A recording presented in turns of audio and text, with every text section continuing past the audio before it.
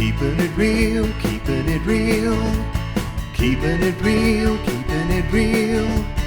Keeping it real with Reverend Laura. The infinite loving kindness of spirit in me is wholeness in action. How do we take this idea of wholeness and actually put it into practical use into our lives? You know, it's one of these things that can seem like it's a lofty idea.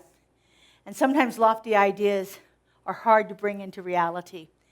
It's one thing to think that, but to actually feel it inside of us, and to feel that sense of it, that can be a little more difficult. So generally, wholeness is thought of in two different ways.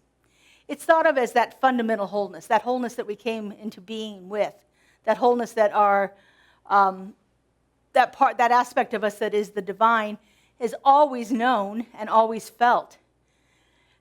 Fundamentally, we are whole and complete. We are perfect when we arrived here. We will be perfect when we leave here. There's nothing needed to be added to our being to make us more whole than we are right now. That's our fundamental wholeness. But then there's this thing called practical wholeness. Idea of practical wholeness brings with it a sense of dynamic healing, where we can take those issues that have been piled on us through our experience here in this plane, and we can actually begin to heal some of those issues, some of the things that have kept us from feeling our wholeness. It's also about integrating all of our various parts.